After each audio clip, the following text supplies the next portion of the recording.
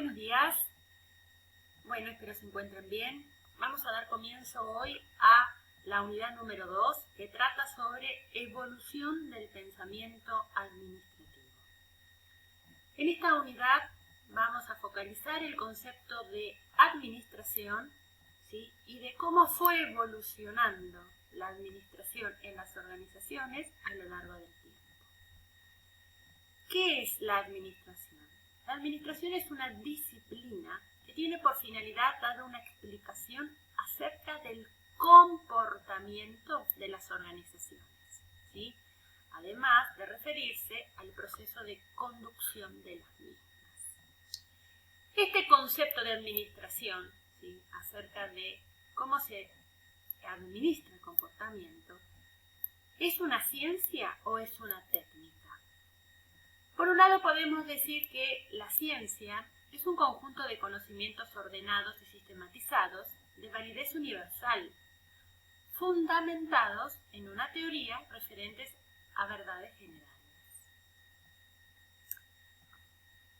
Y esto es lo que es la administración. La administración es un conjunto de conocimientos ordenados, ¿sí? Y que se aplican de manera universal en todas las organizaciones. Por otro lado tenemos el concepto de técnica. Técnica es un conjunto de instrumentos, de reglas, de procedimientos, de conocimientos, cuyo objeto es la aplicación utilitaria.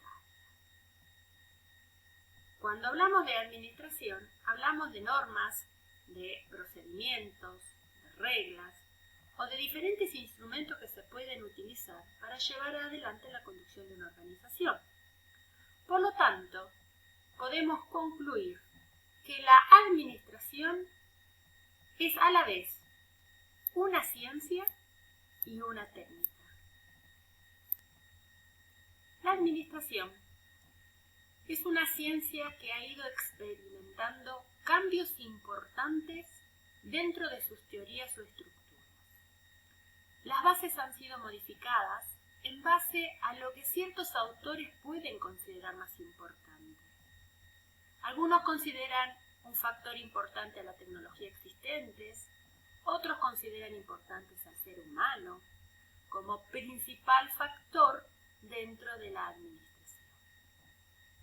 Además de conocer las diferentes corrientes de pensamiento administrativo, es importante tener una idea clara de ellas con el objeto de poder confrontarlas y de determinar con más claridad cuáles son los principios que debemos tener en cuenta según la época en que estamos viviendo y según las políticas y tendencias de las empresas en la actualidad.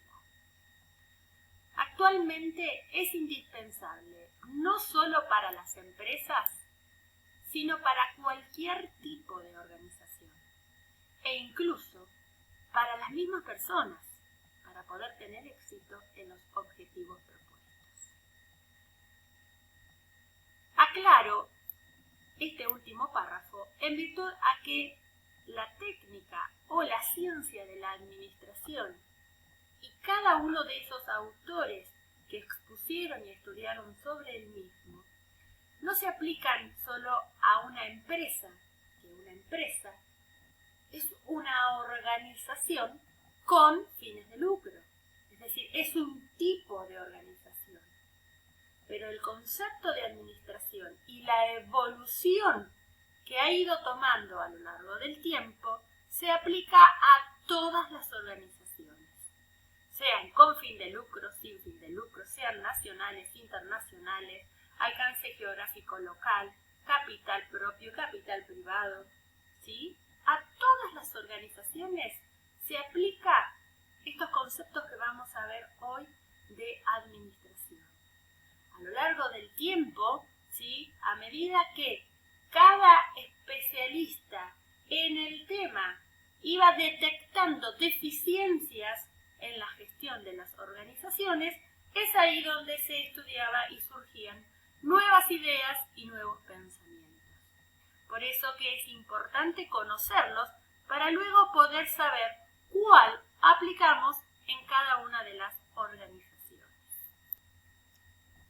Las diferentes escuelas o enfoques de la administración que vamos a estudiar a lo largo de esta unidad son la Escuela de la Administración Científica, ¿sí?, que fue la primera escuela que se creó a los efectos de analizar el comportamiento de las organizaciones, ¿sí?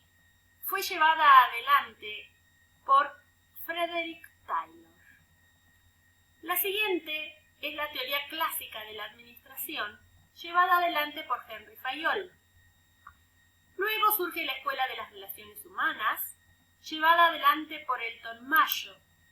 La Escuela Neoclásica, cuyo mayor exponente fue Peter Drucker. La Escuela Burocrática, expuesta por Max Weber. La Escuela de la Teoría del Comportamiento, ¿sí?, por Herbert Simon. Y luego surgieron otras dos teorías, que es la Teoría del Desarrollo Organizacional y la Teoría General de los Sistemas. Estas son las teorías que nosotros vamos a estudiar y analizar a lo largo de esta unidad. Teorías que comenzaron a estudiarse desde el año 1830 con la Escuela de la Administración Científica, y lo que yo les expuse aquí al lado es el principal exponente de cada una de las escuelas, teorías o corrientes del estudio del comportamiento de las organizaciones. La Escuela de la Administración Científica, que es la primera que vamos a estudiar, ¿sí?, fue iniciada a principios del siglo XX por el ingeniero Frederick Taylor, provocando una gran revolución en el pensamiento administrativo y en el mundo industrial de esa época. Su idea principal consistía en la aplicación, ¿sí?, de los métodos de la ciencia a los problemas de la administración. Esta escuela surge luego de la Revolución Industrial, cuando el campesino había dejado de trabajar en el campo y se estaban comenzando a trasladar a las ciudades, a trabajar en fábricas, ¿sí?, con todas esas herramientas y maquinarias que había dejado la Revolución Industrial. El objetivo de este estudio, ¿sí?, realizado por este ingeniero, era un ingeniero industrial, era eliminar los desperdicios y pérdidas sufridas en las fábricas. Es decir, él a través de su estudio había observado que en las fábricas se generaban muchos desperdicios, ¿sí?, y por lo tanto las fábricas no eran ni eficaces ni eficientes.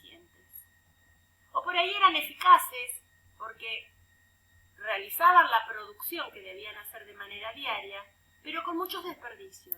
Por lo tanto, no eran eficientes, y lo que esta teoría viene a enunciar es justamente para buscar la eficiencia productiva. Taylor hizo el análisis a través de dos momentos. El primer momento, ¿sí?, realiza un estudio del obrero. Se centra en mirar y ver cómo realiza su tarea el obrero.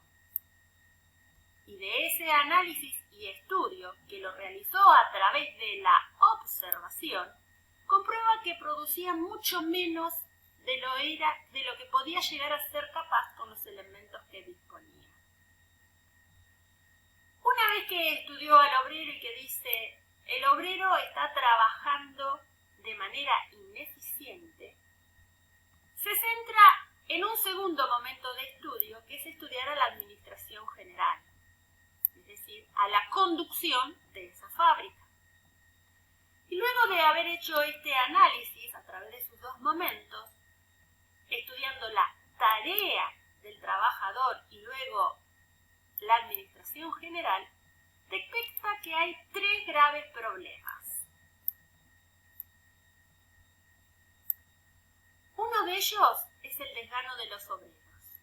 Los obreros trabajaban a desgano, por lo tanto, eran ineficientes. El otro grave problema que detecta es la falta de conocimiento por parte de la gerencia en cuanto a las rutinas de trabajo y tiempos para su realización. Es decir, notaba que quien sabía cómo era el proceso productivo, ¿sí?, era la persona que estaba a cargo de la producción, pero la gerencia general no tenía conocimientos de esas rutinas de trabajo. Y por último, tenemos el tercer grave problema, que es la falta de uniformidad de técnicas y de métodos de trabajo. Es decir, cada uno hacía su actividad específica, ¿sí?, sin tener un método, sin tener una forma de realizarlo, sin tener una técnica. Y de esta manera, ¿sí?, concluye que estos tres graves problemas, luego de haber hecho el análisis de la tarea del trabajador y de la administración general, ¿sí?, las fábricas eran ineficientes. Ahora que tiene detectado el problema, propone una serie de métodos y técnicas para que se puedan realizar las tareas, y para ello determina en forma científica, ¿sí?, los mejores métodos y técnicas para cualquier tarea, es decir, estandariza el trabajo de manera de seleccionar, capacitar y motivar a los trabajadores. ¿Por qué? Porque notaban que no habían criterios y métodos de trabajo y los trabajadores trabajaban a desgano, y eso hacía que fueran ineficientes. Por lo tanto, propone técnicas de producción, técnicas de estudio de tiempos y movimientos y sistemas de incentivos. Las técnicas de tiempos y movimientos consistió en que él realizó la tarea, ¿sí?, en un tiempo considerado eficiente y determinó que, por ejemplo, para armar una silla se necesitaban 4 horas. Entonces, se determinó que todo trabajador en su tarea, luego de haberle explicado la técnica, ¿sí?, realizara su trabajo en esas 4 horas. Y en función a esa producción que realizaba, ¿sí?, se le iba a pagar un adicional por pieza o destajo trabajada. Entonces, de esta manera, pretendían que el trabajador, que era considerado ineficiente, ¿sí?, se volviera productivo. Y a su vez fundamentó su filosofía en 4 principios básicos de administración. El primero de ellos es el principio de planeación.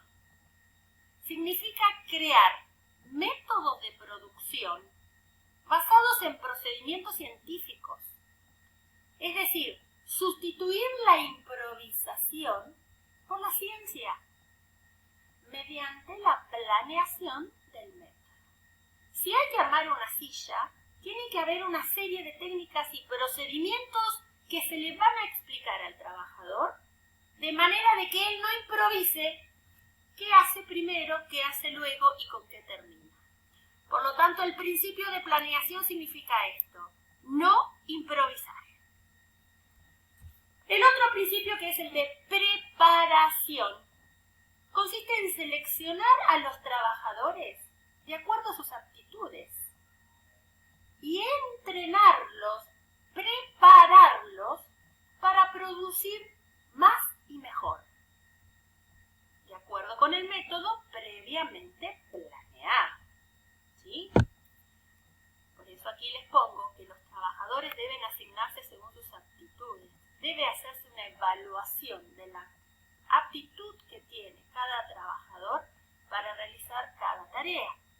Cada uno debe dedicarse a realizar en lo que es más hábil, de modo de volverse cada vez más productivo. El otro principio es el principio de control, es decir, controlar el trabajo que se ha realizado. Es decir, si se han determinado técnicas de trabajo, plazos en los cuales debía realizarse cada producción, es lógico que luego se controle. A ver, en este tiempo, ¿cuántas unidades se produjeron? ¿Cuánta materia prima se utilizó? Y en función a eso se controla el trabajo. Lo que se realizó con lo que se planeó, con lo que se planificó